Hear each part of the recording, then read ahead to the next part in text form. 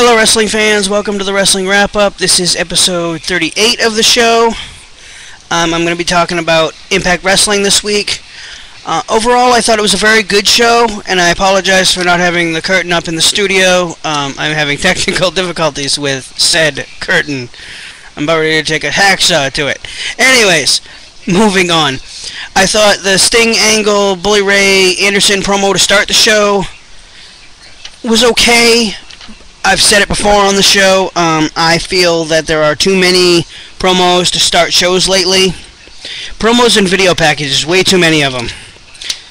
The Knockouts Tag Title match was good. I was glad to see Rice and Beans finally lose the belts. However, I'm very saddened that it was due to Sarita's health issues. For those of you that don't know, she suffered facial paralysis. I believe it was about a week ago, and that is why she's wearing the facial protector, to kind of hide that from the audience. I wish her all the best, and I hope she recovers fully. I was glad to see Tracy Brooks return to Impact Wrestling, being the original Knockout.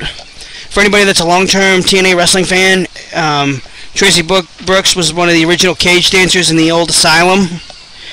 So she is the original diva. Everybody gives Gail Kim credit for being the original Knockout.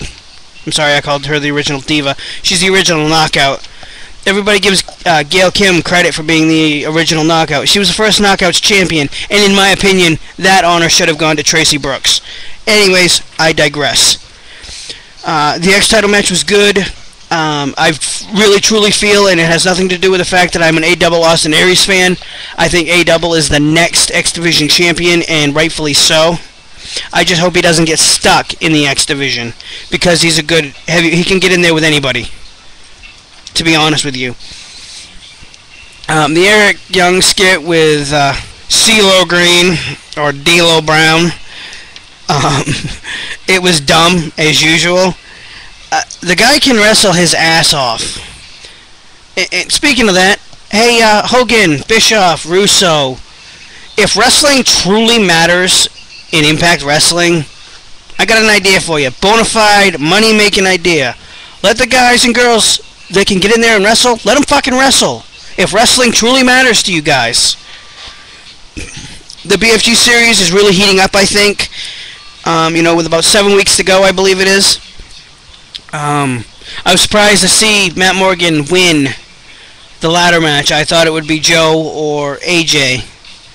I don't know what they're doing. Speaking of Joe, I don't know what they're doing with him right now, but I feel he's either being pushed out of the company or they don't have anything for him, and this is just their way of dealing with it.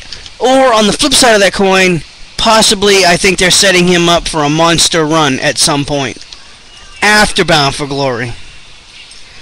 RVD beat Scott Steiner in the other BFG series match this week. Surprisingly, they did not have a recap that I remember seeing. I might have missed it. It might have been in a P-break or whatever. They didn't have a recap of the BFG series matches from the previous weekend. I'll wrap the show up with the main event, the tag match. I thought it was a solid match. And it was the beginning stages of setting up Sting Angle for Hardcore Justice, which I think the build-up is going pretty well right now. Yeah, this has been a real short video. It's because it's almost 2 o'clock in the morning on Friday morning. I will wrap this show up. I am the Megastar Austin Savage. This has been the Wrestling Wrap-Up.